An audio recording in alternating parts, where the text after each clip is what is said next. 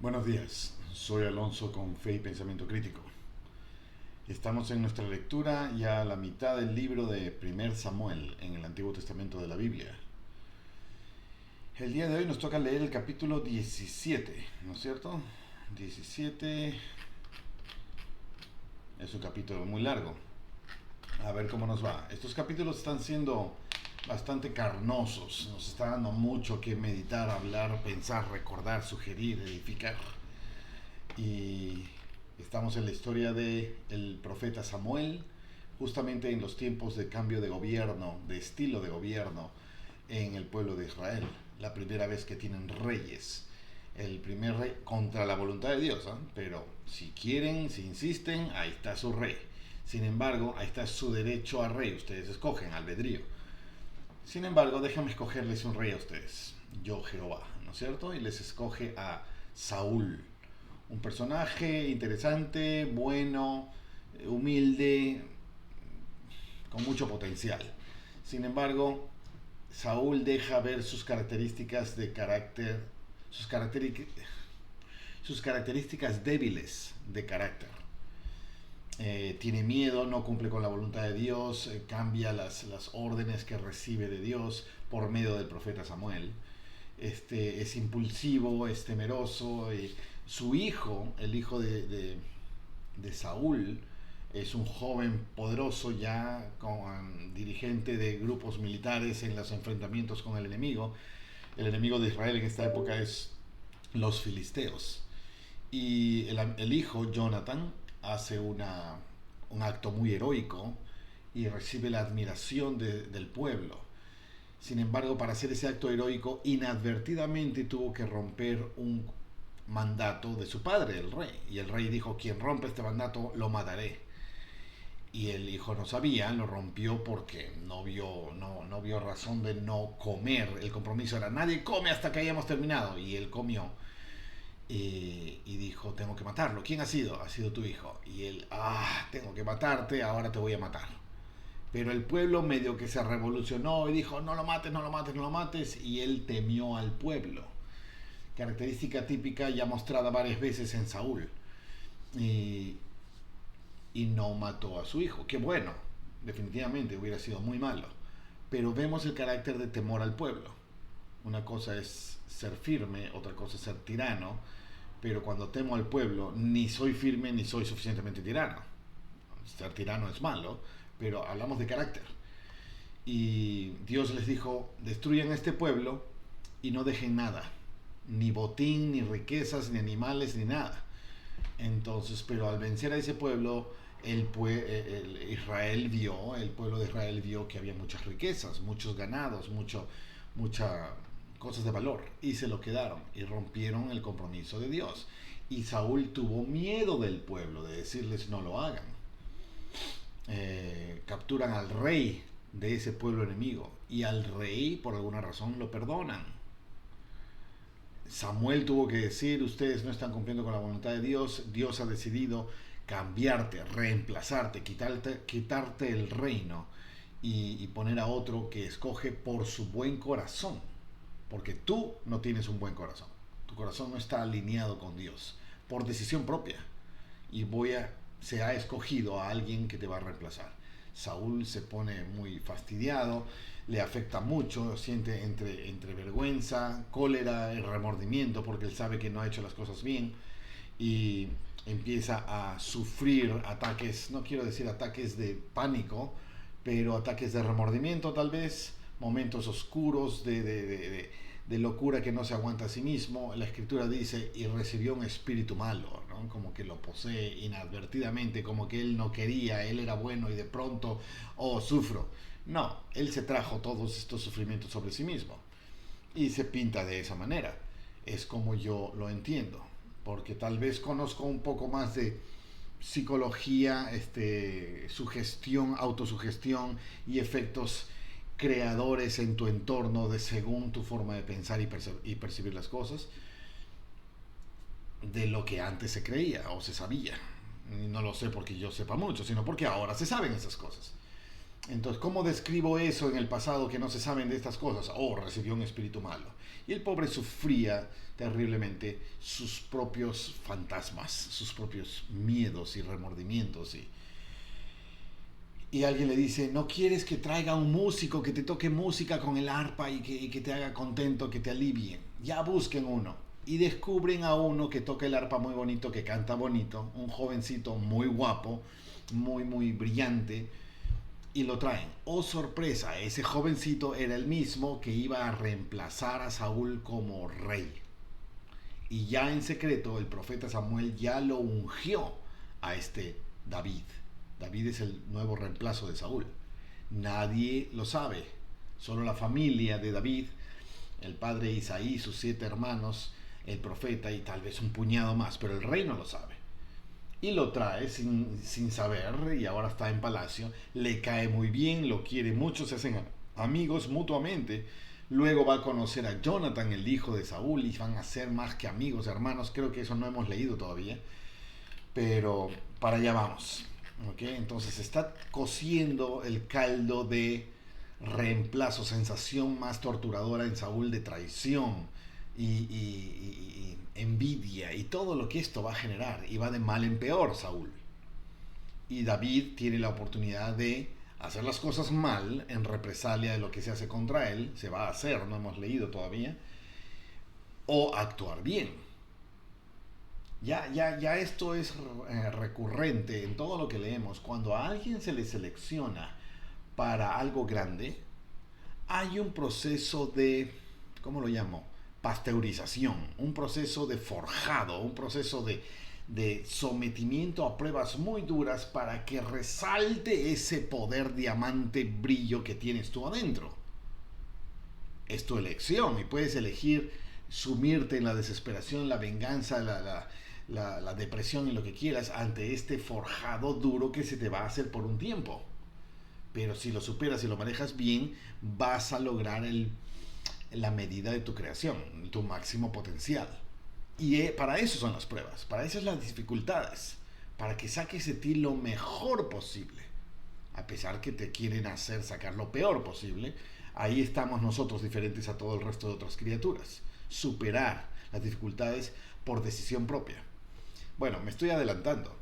En eso estamos. En el capítulo 16 hemos leído que Jehová escoge a David de Belén como rey. Es ungido por el profeta Samuel. Saúl escoge a David como su acompañante y paje de armas. Le cae también, es su músico, canta muy bonito, le da un cargo, lo pone a cargo del encargado de las armas, o el paje de las armas, no sé qué significa eso, pero ya se enlazó con el palacio David.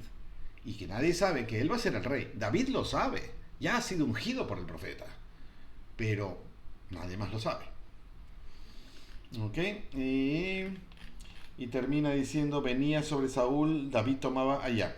Y cuando el espíritu malo de parte de Dios venía sobre Saúl, el espíritu malo de parte de Dios, yo lo entiendo como en el sistema que Dios ha creado para nosotros. Somos felices cuando hacemos las cosas bien y somos miserables cuando hacemos las cosas mal. Es una consecuencia de nuestros actos, sobre todo si sabemos que lo que hicimos estaba mal y ahora me siento mal por haber hecho lo que hice y hay consecuencias negativas y me siento peor y sufro y me dan estreses y depresiones y hasta me afecta físicamente y podemos llamarlo, ha descendido un espíritu malo sobre mí. Jehová te ha dado, Dios te ha dado ese espíritu malo. Bueno, el sistema funciona así, el sistema lo puso Dios, entonces bien podríamos decir Dios lo hizo, pero es consecuencia de mí, no es que Dios se ha ensañado contra ti y se le ocurrió vamos a darle un espíritu malo para ver qué cara pone, no, es consecuencia de mis decisiones. Y cada vez que Saúl se sentía así horrible, David tomaba el arpa y tocaba con su mano, y Saúl tenía alivio y se sentía mejor. Y el espíritu malo se apartaba de él. Se sentía mejor. Muy bien, así estamos. Capítulo 16. Ahora vamos al 17. Versículo 1. Estamos en el libro de 1 Samuel, capítulo 17, versículo 1. Y los filisteos, el pueblo enemigo, vecino enemigo de la época, han tenido muchas guerras ganadas y perdidas, ganadas y perdidas. Los filisteos reunieron sus ejércitos para la guerra, otra vez, y se congregaron en Soco, que es de Judá, y acamparon entre Soco y Aseca, en Efes-Damim, zonas geográficas. Y también Saúl y los hombres de Israel se reunieron y acamparon en el valle de Ela, y se pusieron en orden de batalla contra los filisteos. Listo, se armó una guerra.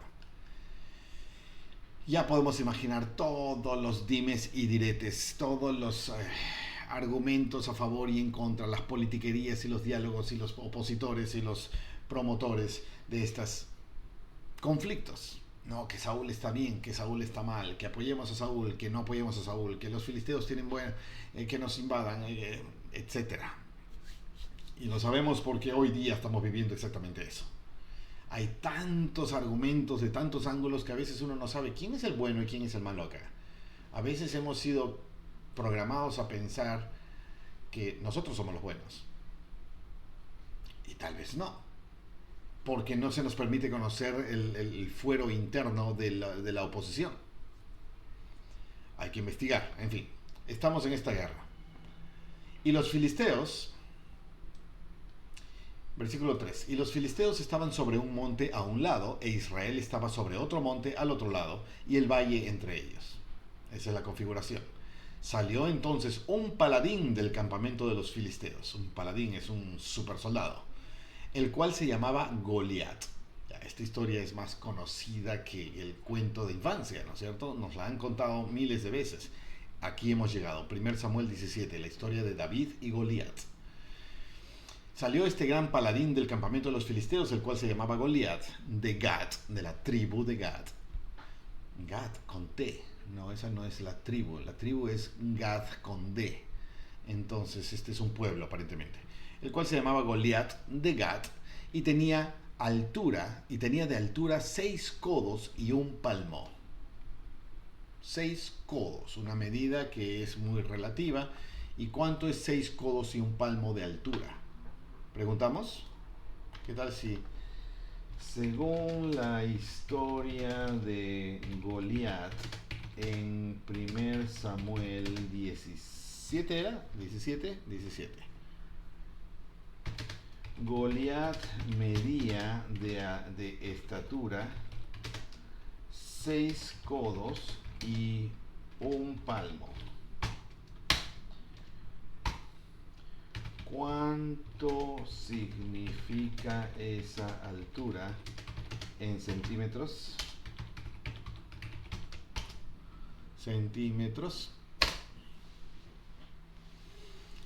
A ver, 6 codos, un palmo, 44 centímetros se estima el codo, entonces, tanto, 288 centímetros. Total, un palmo, eso es 2 metros 88. 2.9, ¿no es cierto? 88, 2.9. 2.9 metros. Es 2 metros y el 90% de otro metro más. Casi 3 metros. La altura del techo de mi casa, de esta habitación, es más o menos 2 metros 30. 2 metros 40. 2 metros 50, no pasa más. Pues Goliat, si estuviera parado en esta habitación, estaría agachado 40, 50 centímetros. Y es un paladín del ejército, o sea, el tamaño de su cuerpo y musculatura y capacidad de manejo de armas con ese cuerpo, casi 3 metros de altura. Se habla de que este era un descendiente de los gigantes. ¿Te acuerdas de los gigantes? Los anaseos, los hijos de Anac. Estamos hablando de las épocas de Abraham, las épocas de las primeras conquistas del pueblo de Israel con Moisés hace 600 años. ¿Qué más? Hablamos de la época de Noé y de Sem, Cam y Jafet. Y de ahí vienen los filisteos. Me parece que de Jafet vienen los filisteos. Se mezclan con los hijos de Anac, con los anaseos. Y salen los gigantes y una cosa más o menos así. No es sumamente clara, pero se menciona algunas veces. Y se cree que este Goliat era descendiente de estos gigantes. Cuando Moisés manda a 12 espías a la tierra prometida a ver cómo es, y 10 vienen con un reporte negativo diciendo son muy grandes, son gigantes, nosotros somos como langostas al lado de ellos. Pareciera que nosotros somos así y los gigantes son enormes. Bueno, aquí un descendiente mide 3 metros. Según la descripción de esos espías parecía que medían 10 metros. Pero solo nos queda elucubrar, ¿no es cierto? Así que tenemos esta referencia, aproximadamente 3 metros. Así menos de 3 metros, 10 centímetros, más o menos. Era un hombre enorme y me imagino que provoca mucho temor en todos los que en una guerra significa confrontación física. 6 codos y un palmo. Y tenía un casco de bronce en su cabeza e iba vestido con una cota de malla, estos protectores de antigolpes de malla metálica, y era el peso de la cota 5000 ciclos de bronce. ¿Cuánto es eso? Y sobre sus piernas traía grebas de bronce y jabalina de bronce entre sus hombros, jabalina. El asta de su lanza era como un rodillo de telar. El asta es el palo de la lanza, pero un rodillo de telar es así, el tamaño de la mano de este hombre y el peso, ¿no? Y tenía el hierro de su lanza 600 ciclos de hierro, e iba su escudero delante de él. Su escudero es su asistente, su porta armas, porta herramientas, lo que sea. Estamos hablando acá, el peso era 5000 ciclos, y acá el peso era 600 ciclos.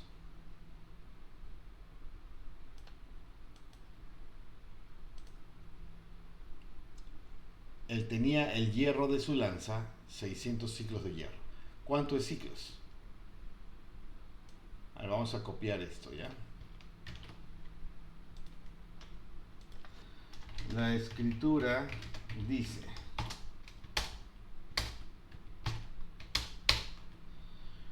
¿cuánto es en gramos 5000 ciclos de ¿cuánto? 5000 ciclos de bronce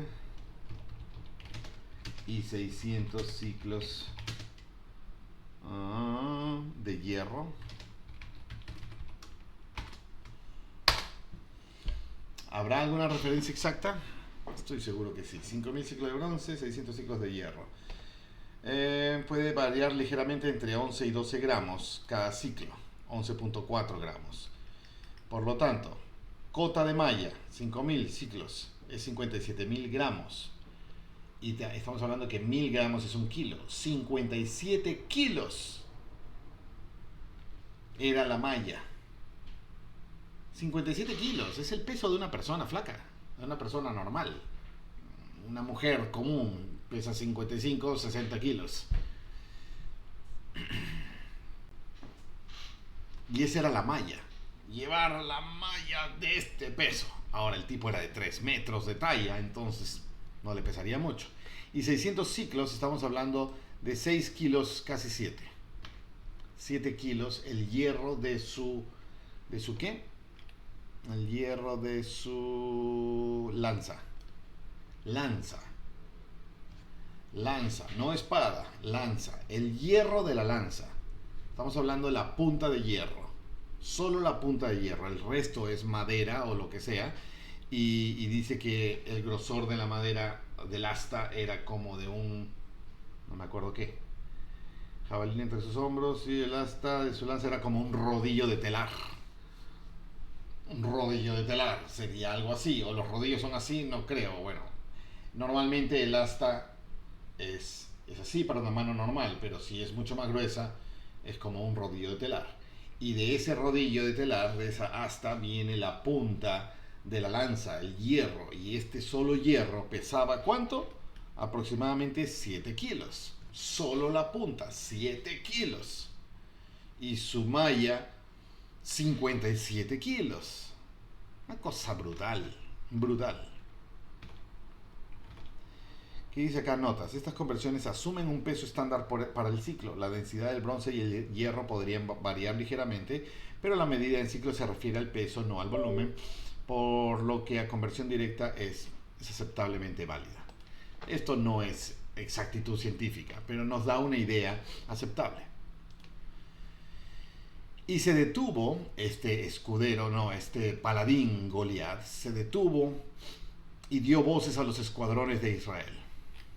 Ups, ¿qué pasó? Se me congeló la pantalla.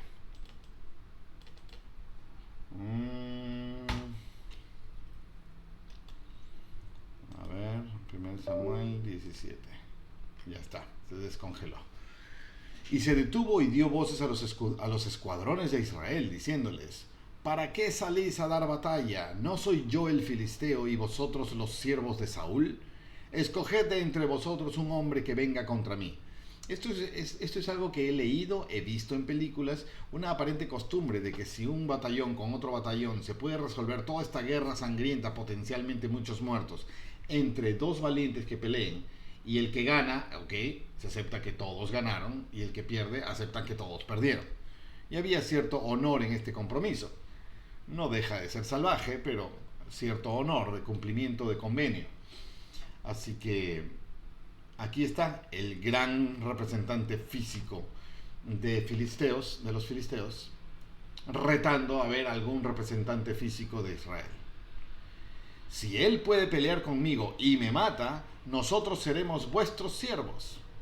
Y si yo puedo más que él y lo mato, vosotros seréis nuestros siervos y nos serviréis. Mucho en juego, ¿no es cierto? Y añadió el filisteo: hoy yo desafío a los escuadrones de Israel, dadme un hombre que pelee conmigo. Situación épica, típica de la época. Hemos visto esto en muchas escenas gráficas y orales. Hemos visto mucho esto. Y oyendo el rey Saúl y todo Israel estas palabras del filisteo, se turbaron y tuvieron gran miedo. Primer problema. Y David, este jovencito David, cantante, instrumentista del arpa, pastorcito, hijo de Esaí, el menor de 7 hermanos, el menor de 8 hermanos. David, que era hijo y que había sido ungido rey en secreto por el profeta Samuel. David era hijo de aquel hombre efrateo de Belén de Judá, cuyo nombre era Isaí, lo hemos leído en capítulos anteriores, el cual tenía 8 hijos, y en el tiempo de Saúl este hombre ya era anciano. Isaí, me imagino, y de edad avanzada entre los hombres. Y los 3 hijos mayores de Isaí habían ido para seguir a Saúl a la guerra, los 3 hijos mayores. Y los nombres de sus 3 hijos que habían ido a la guerra eran Eliab, el primogénito, el segundo Abinadab y el tercero Sama. Los 3 mayores de 8. David era el octavo, un jovencito de poca importancia para el resto. Y David era el menor. Siguieron pues los 3 mayores a Saúl. En la guerra, en el batallón, en ese enfrentamiento estaban los 3 mayores. David no estaba. Pero David iba y volvía de donde estaba Saúl para apacentar las ovejas de su padre en Belén. No sé qué distancia hay de donde está este enfrentamiento bélico a las ovejas de su padre en Belén. ¿Por qué David iba y venía entre su padre y Saúl, Porque Saúl lo llamaba para que le toque el arpa, para que le calme sus monstruos, sus fantasmas cuando estaba en palacio. ¿Ok? Pero David iba y venía para apacentar las ovejas de su padre en Belén y para apacentar el alma calmar el alma de Saúl en palacio. Venía pues aquel filisteo por la mañana y por la tarde, y así lo hizo durante 40 días. Qué situación tan aburrida. Ni los filisteos se atreven a ir con ejército completo contra Israel, pero se apoyan en este gran musculoso gigante guerrero para retar y avergonzar. ¿Y a cuántos días? 40 días, 2 veces por día, en la mañana y en la tarde, 80 veces ha venido este grandote a insultarnos y a retarnos, a desafiarnos, y cuántas cosas habrá dicho. Y hemos tenido que tragárnosla 80 veces. Y ahí está el rey, y ahí están los hermanos de David, grandes guerreros y todos los soldados. Todos están avergonzados, nadie quiere mover un dedo, nadie quiere dar el paso, nadie quiere ofrecerse. Y dijo Isaí a su hijo David, el papá viejo de estos 8 hermanos, dijo a su hijo menor David: toma ahora para tus hermanos un efa de este grano tostado y estos 10 panes y llévalo pronto al campamento a tus hermanos. Les está mandando comida. ¿Okay? Llevarás asimismo estos 10 quesos de leche al capitán de los 1000 y mira a ver si tus hermanos están bien y toma prenda de ellos. O sea, es una forma de que me demuestres de que están bien. Tráeme algo de ellos, un pasador, un arete, un casco, lo que sea de ellos, tráemelo y dime están bien. Y llévales esta comida. Y dice, llévale estos quesos, 10 quesos de leche al capitán de los 1000. Es como para que lo deje pasar, es un soborno, es un apaciguamiento, en fin. Un padre preocupado por sus hijos. Y Saúl y ellos y todos los hombres de Israel estaban en el valle de Ela peleando contra los filisteos. Estaban peleando, no estaban ahí frente a frente solo escuchando los improperios de Goliat. Se levantó pues, esa era la posición en la que estaban. El resto, Isaí, David y todos los que están en su casa tranquilos, están con la idea de que están en la guerra allá. ¿Estará bien mis hijos? ¿Estarán bien? Anda, corre a verlos, llévales comida y tráeme evidencia de que están bien. Se levantó pues David de mañana y dejando las ovejas al cuidado de un guarda, se fue con su carga, estos alimentos, como Isaí su papá le había mandado. Y llegó al campamento cuando el ejército salía en orden de batalla y daba el grito de combate. Se cansaron de escuchar a este gritón Goliat y van a ir a combate. Justo ahí llega David. Y se pusieron en orden de batalla, Israel y los filisteos, escuadrón contra escuadrón. Y David dejó su carga en manos del que guardaba el bagaje y corrió al escuadrón. Llegó en el momento más crítico último de que se van a ir a enfrentar. Dejó la comida con su compañero en manos del que guardaba el bagaje, o lo dejó encargado, lo que sea. Y cuando llegó preguntó por sus hermanos si estaban bien. Y mientras él hablaba con ellos, he aquí que el paladín que se llamaba Goliat, el filisteo de Gat, salió de los escuadrones de los filisteos y habló las mismas palabras, las cuales oyó David. Ya están calentándose los ánimos tanto, ya 40 días de esta improperio, ignominia y avergonzamiento público, y ya van a ir a la batalla, y justo cuando ya van a ir, vuelve a salir Goliat y vuelve a decir estas cosas. Ahora David lo escuchó. David es un joven, no sé qué edad tendría, pero calculo entre 16 y 26, en esa edad, calculo mucho menos de 26, pero por ahí. Ahora David lo escuchó. Y todos los hombres de Israel que veían a aquel hombre huían de su presencia y tenían gran temor. Todos los soldados, estos grandes peleadores, todos están muertos de miedo de este Goliat. Comprensible. Y cada uno de los de Israel decía: ¿no habéis visto a aquel hombre que ha salido? Él se adelanta para provocar a Israel. Al que le mate, el rey le enriquecerá con grandes riquezas. Y le dirá a su hija y le dará a su hija y hará libre la casa de su padre en Israel.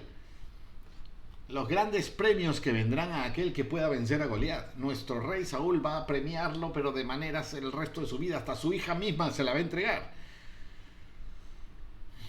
Entonces habló David a los que estaban con él, a los que estaban junto a él, diciendo: ¿qué harán al hombre que mate a ese filisteo y quite la vergüenza de Israel, quite el oprobio de Israel? Porque esta amenaza es una vergüenza. Que un solo hombre haga que todo el ejército tiemble es una absoluta vergüenza. ¿Qué harán con el campeón si es que hay uno que gana y mata a Goliat? Porque ¿quién es este filisteo incircunciso que provoque a los escuadrones del Dios viviente?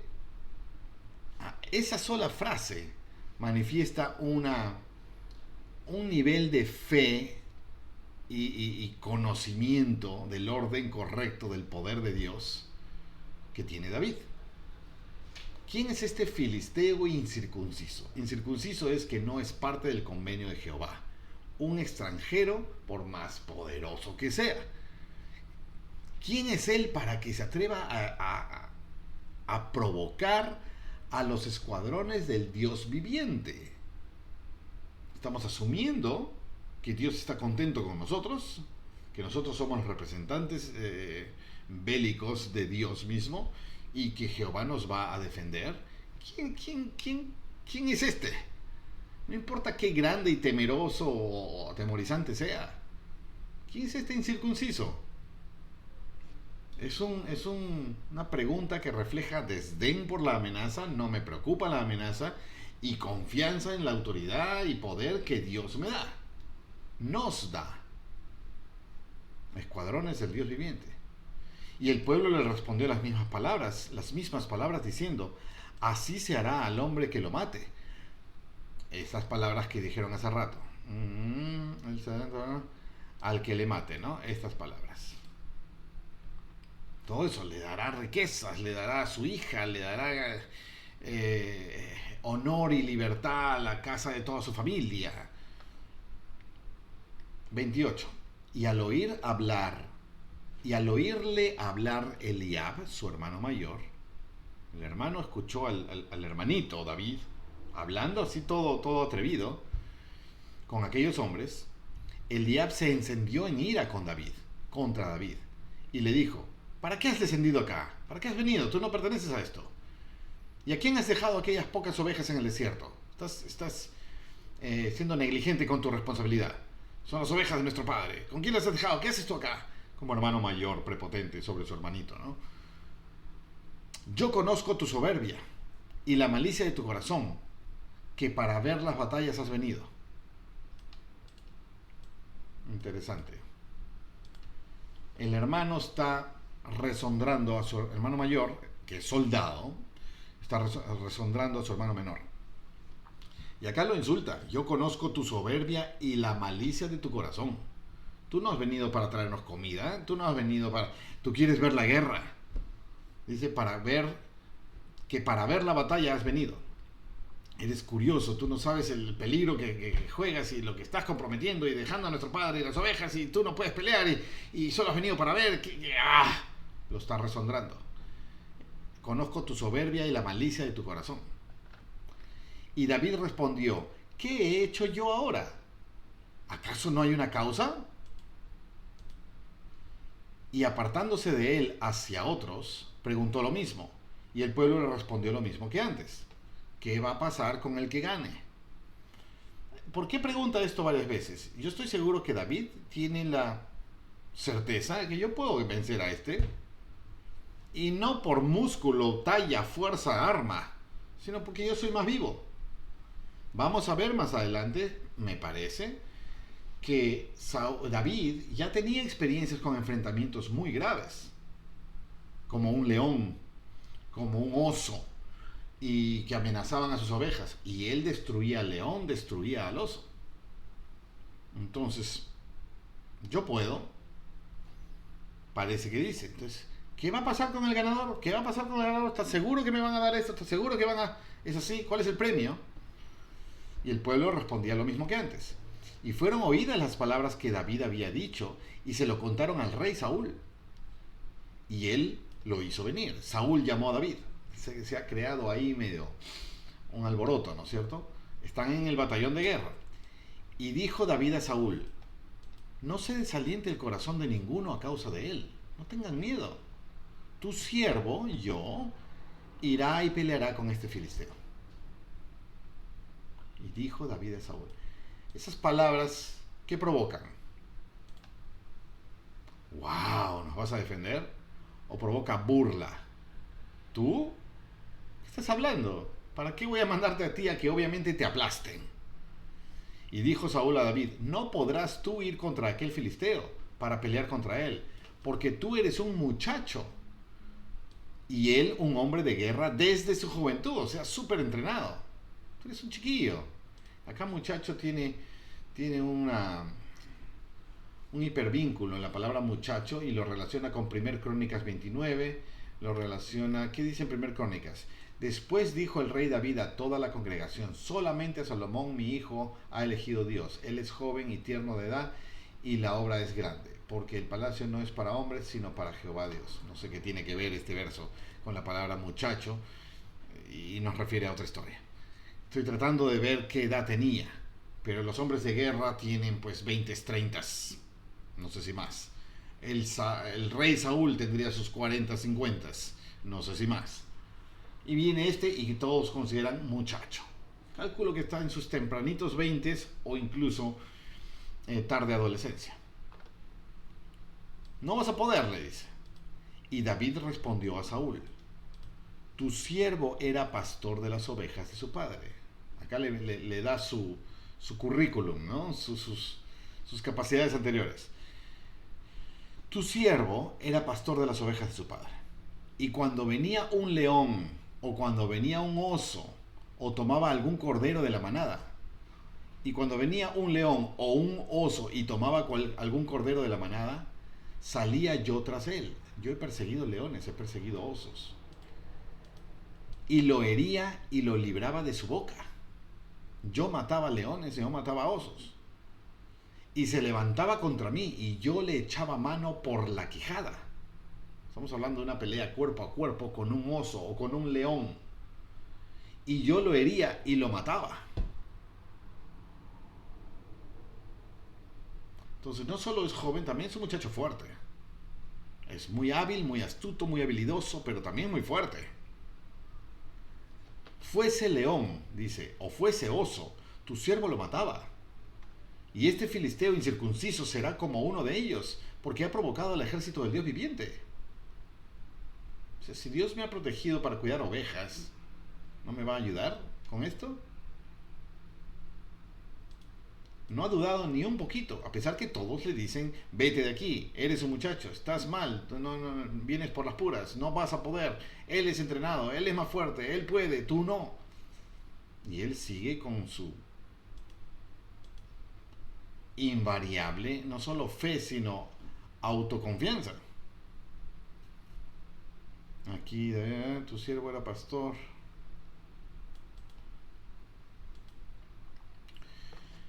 Leones y osos. Y añadió David: Jehová, que me ha librado de las garras del león y de las garras del oso, él también me librará de las manos de este filisteo. Esa es el corazón de David. Ese es.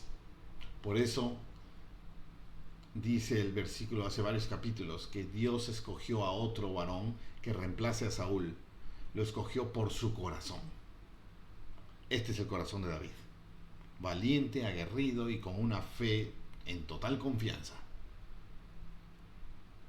Total confianza. Entonces dijo Saúl a David: ve, y Jehová sea contigo. Que Dios te cuide. Porque nadie de nosotros se atreve a ir. Y nosotros somos todos guerreros, entrenados y fuertes, más grandes que tú. Pero ve. Si tanta confianza tienes, ve. Y Saúl vistió a David con sus ropas, y puso sobre su cabeza un casco de bronce, y lo armó de coraza. Y ciñó David su espada sobre sus vestidos, e intentó andar, porque nunca se los había probado. Ropa militar, y esta ropa militar de protección a golpe de enfrentamiento físico, es ropa metálica, y pesa. Porque nunca se los había probado. Y dijo David a Saúl: yo no puedo andar con esto, porque nunca lo he usado. Y David se quitó aquellas cosas. O sea, a los ojos del resto, ¿este es atrevido, es valiente o es un lunático? Pero a los ojos de David era confianza en sí mismo y en Dios. Dios me va a proteger, dice. Dice: Jehová me ha librado de cosas peores, me va a librar también de esto. Y va a librar a todo el pueblo de Israel por este acto.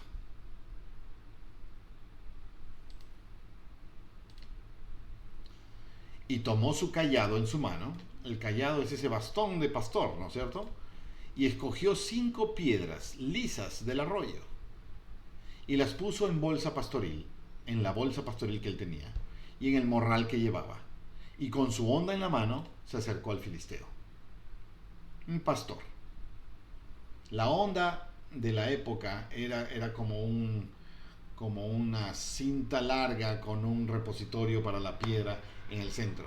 Y esta cinta larga se batía como hélice, se balanceaba como péndulo y tiene una técnica especial de costado de arriba y suelto, agarro los dos cabos de tal manera que la piedra está en un extremo al medio. Pero cuando voy a lanzar, suelto un extremo y entonces se abre la onda así, haciendo que la masa de la piedra sea disparada tangencialmente por fuerza centrífuga, ¿no es cierto? Yo he visto el uso de estas ondas en las montañas entre los indígenas, agrícolas y pastores en las montañas de Sudamérica. Lo he visto. De hecho, adquirí aprendí a usarla y no era nada fácil, pero tenían una fuerza tremenda. Lo que me era muy difícil era la puntería. Yo aprendí a hacer el batido sobre la cabeza, sobre el costado del cuerpo y el lanzamiento. Pero me salía para un lado, me salía para el otro y la puntería era lo que... Pero era fascinante y tenía un sonido de látigo a la hora de soltar una hebra. Y era una bala, absolutamente. Y veías a los nativos, locales, que la usaban con una precisión maravillosa. Y los pastores podían controlar al rebaño desde lejos, sin moverse de su sitio. Y las ovejas iban yendo para allá y él no quería y agarraba la piedra, agarraba la onda y tiraba una piedra cerca del extremo de donde se estaban yendo. Y las ovejas o llamas o lo que sea, se asustaban del golpe de la piedra que estaba cerca de ellos y regresaban y se reunían para acá. Luego para el otro lado, y así los controlaba y más allá y le daban a donde querían. Una buena puntería. Pastores. David era un hábil. Y me imagino el pastor aburrido todo el día mirando a las ovejas comer pasto o lo que sea. Uno practica. Tengo un familiar conocido que era famoso en su juventud, no por el uso de esta onda, sino la otra, la más moderna, ¿no es cierto? Pero la precisión de puntería que pudo desarrollar. Se hizo famoso en todo su entorno. Y lo buscaban especialmente para la cacería particular. Y cuando él captaba al animal, decía, ¿quieres que lo mate o que lo hiera nomás? ¿Cómo vas a decidir eso? Sí, que le doy en la pata o le doy en el cuerpo o en la cabeza. A ver. Ok, va en la pata. ¡Pum! Y caía el animal, ave, con la pata herida. Los pájaros en movimiento. Él agarraba y ¡bum! En movimiento. ¡Tah! Les daba. Una puntería maravillosa. Lo que planteo aquí es que la práctica hace al maestro. Y David tenía mucha habilidad. He visto la habilidad con mis propios ojos en otros, así que puedo asumir la habilidad de David con su onda. Cogió piedras lisas, útiles para la onda, y se acercó al filisteo. Y el filisteo venía andando y acercándose a David. Me imagino sus pasos enormes haciendo temblar el piso donde pisa fuerte. Y su escudero delante de él. Y cuando el filisteo miró y vio a David, lo tuvo en poco, lógicamente, porque era muchacho y rubio y guapo, de hermoso parecer. Y dijo el filisteo a David, ¿soy yo un perro para que vengas a mí con palos? O sea, ¿qué clase me estás insultando con esta tontería? ¿Soy un elefante y vienen a enfrentarme con un ratón? Por favor, ¿qué cosa soy, no? ¿Soy yo un perro para que vengas para mí con palos? Y maldijo a David por sus dioses. Y ahí vienen los insultos graves. Dijo luego el filisteo a David, ven a mí, y daré tu carne a las aves del cielo y a las bestias del campo. Te voy a partir en dos como si fueras un palito de dientes. Ya, ven de una vez, acabemos con esto. Voy a destrozarte. Entonces dijo David al filisteo, tú vienes a mí con espada y lanza y jabalina, mas yo vengo a ti en el nombre de Jehová de los ejércitos, el Dios de los escuadrones de Israel, a quien tú has provocado. Bien pudo David decir que yo soy más hábil que tú, y yo sé cómo matarte, y te voy a ver en el infierno, y todas las palabrotas que se dicen cuando dos tarados se enfrentan. Ya tenemos un tarado, bocón y vociferante, Goliat. Y por más confiado de sus habilidades que David esté, no dijo yo puedo. Tú que vienes tan preparado, yo vengo a ti en el nombre de Jehová de los ejércitos. Estas son palabras mayores porque son las palabras que utilizan los profetas para efectuar sanamientos, para efectuar milagros impresionantes, naturales o de cualquier índole. En el nombre de Jehová. Y tú lo has insultado, yo vengo en su nombre. Jehová te entregará hoy en mis manos, y yo te mataré y te cortaré la cabeza. Y daré hoy los cuerpos de los filisteos. Y daré hoy los cuerpos de los filisteos a las aves del cielo y a las bestias de la tierra, y sabrá toda la tierra que hay Dios en Israel. No dice y sabrá toda la tierra que David soy lo máximo. No, sino que Dios lo ha hecho. Yo soy solo un instrumento en las manos de Dios. Vengo en nombre de Dios. No soy yo el poderoso, es Dios, y todos sabrán que Dios es el poderoso, y te cortaré la cabeza. Yo me imagino hablando así a un tipo de 3 metros de altura, con toda la armadura y el arma. Hay que tener dos bien puestas, ¿no es cierto? Dos corazones bien puestos de valor. Sabrá toda la tierra que hay Dios en Israel, y sabrá toda esta congregación que Jehová no salva con espada ni con lanza, porque de Jehová es la batalla, y él os entregará en nuestras manos. Célebres palabras, y esto se selló en el tiempo y en la mente de esta generación y de todas las posteriores, muchas y todas las que lo leen,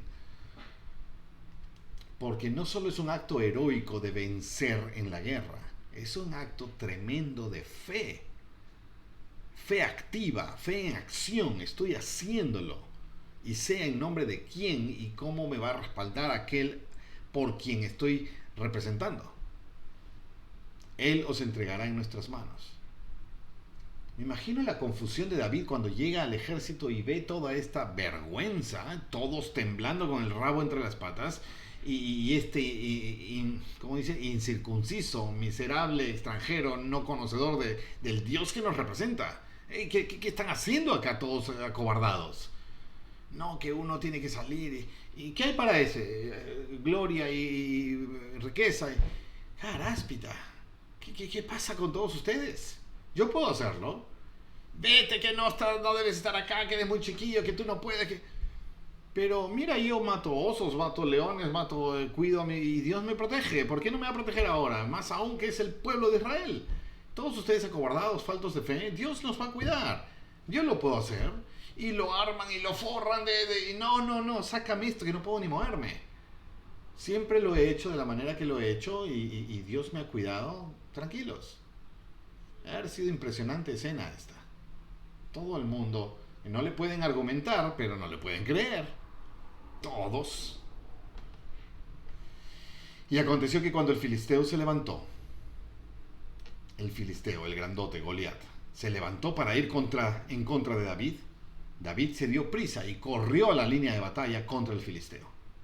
Hay un valle entre los dos, así que se aceleran para acercarse, listo, y empezó el enfrentamiento. Y metiendo David su mano en la bolsa, tomó de allí una piedra y se la tiró con la honda. Se detuvo, apuntó, o lo hace en movimiento corriendo. ¿Cuáles son las habilidades de este David? Y se la tiró con la honda e hirió al filisteo en la frente, los 3 metros enteros en el centro de control. Y la piedra quedó clavada en la frente.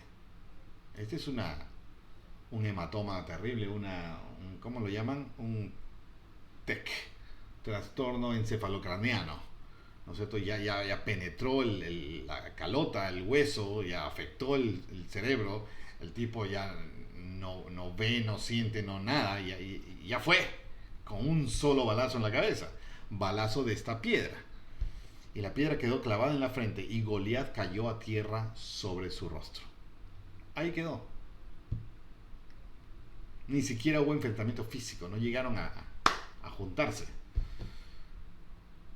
Así venció David al filisteo con honda y piedra. E hirió al filisteo y lo mató. Obviamente, ya ahí con el cuerpo muerto, todos muertos de sorpresa y pánico, agarra la espadota y le corta la cabeza. Entonces, espada en su mano sin temer. Y así venció David con honra. E hirió al filisteo y lo mató sin tener David espada en su mano. Lo mató con la honda. Entonces corrió David y se puso sobre el filisteo, este tipo de 3 metros. Y tomando la espada de él, la sacó de su vaina y lo mató y le cortó con ella la cabeza. Y cuando los filisteos vieron a su paladín muerto, huyeron. Este es el gran evento que hemos escuchado desde que éramos niños y de en 1001 versiones distintas. 1 Samuel 17. Si trato de ponerme allí, es incomprensible, es difícil de entender el nivel del corazón de este David. Nivel de atrevimiento, nivel de humildad, de fe, de reconocimiento del poder de Dios, de confianza. Es impresionante. Por eso Dios lo ungió como rey por su corazón. Este es el corazón de David, ahí está. Pero tuvo que haber sido puesto a prueba. ¿Qué pasaba con la historia de David, de Saúl, de Israel y de todo lo que va a ocurrir a partir de este momento? Si es que en este momento David se acobardaba. O David decía, no es mi problema, es la guerra de ellos. O David decía otra cosa. ¿Te das cuenta cómo la asignación de algo grande requiere un precio grande? Todos queremos la vida del héroe, pero cuando sabemos lo que ha tenido que pasar para ser héroe, ahí nadie quiere pasar por el camino necesario para que nos convierta en héroes. El camino de un héroe es el más solitario, doloroso y agobiante que uno pueda imaginarse, y más. Y cuando vence es héroe. ¿Cuántos hay que postulan a ello y no vencen? Deciden no vencer. Renuncian, se cansan, reniegan, se deprimen, renuncian. Y no hay heroísmo para eso. Y esto se aplica a mi vida matrimonial, se aplica a mi labor como trabajador, como padre, como profesión, como vecino, como líder, como lo que sea que me toca en la vida. Puedo hacerlo mucho mejor. Y todo lo que ocurre después es consecuencia de lo que estoy haciendo hoy. Hoy todos ríen, hoy todos descansan, hoy todos hacen trampa, hoy todos mienten, hoy nada importa. Ya mañana me preocupo.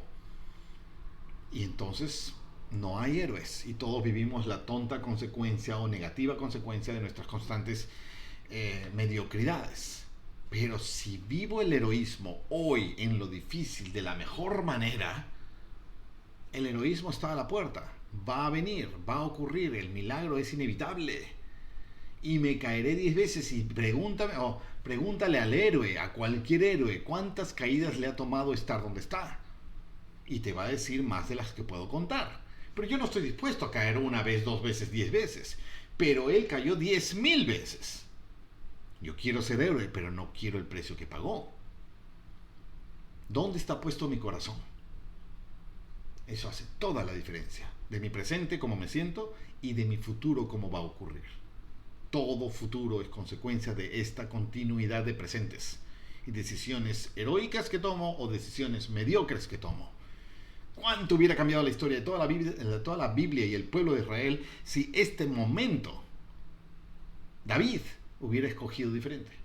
Algo más fácil, menos arriesgado, con menos confianza en el orden en que Dios funciona, cuando lo conozco, cuando estoy bajo convenio con Él. ¿Dónde está mi corazón? Hace toda la diferencia en tu historia. Tú ya tienes 80 años de vida, te quedan 5, te quedan 10. ¿Qué haces con esos 10 posibles heroicos años? Me quejo, sufro, reniego, lloro, robo, me deprimo y se acabó. O me alegro, comparto, edifico, agradezco, me vuelvo humilde y comparto mi sabiduría con el resto y se acabó. Igual se va a acabar, igual me voy a morir, igual tienes cáncer, igual tienes dificultades físicas, igual te olvidas, igual lo normal de la vejez. Pero la actitud la decido yo. El héroe o el común desconocido mediocre que no hizo nada diferente al resto, ese soy yo. O el héroe o el mediocre. Tengo 50 años y me queda lo que me queda, ¿qué haré con ese tiempo? Tengo 30 años y me queda lo que me queda, ¿qué haré con ese tiempo? Tengo 15 años. La historia es mía, mi decisión es mía. David hizo esta decisión y las consecuencias que trae. Ahora, Dios es omnisciente, Él ya sabía, Él ya lo había predestinado, no es la palabra, preordenado. Ya estaba ungido el mismo David, ya sabía que iba a ocurrir Dios. Pero aún así, David escogió. Y David pudo escoger mal. Y Dios pudo haber dicho después, me pesa haber escogido a David. Tal como hizo con Saúl, porque Dios escogió a Saúl. Y después Saúl hizo lo que no debió. Y hizo que Dios diga, me pesa haber escogido a Saúl. Pero Saúl pudo haber tomado decisiones valientes. Y logrado cambiar la historia para mejor. Tal vez David no hubiera sido necesario, si es que Saúl hubiera respondido a la altura. Todos los eventos de la vida, opino yo, son consecuencia de nuestro albedrío.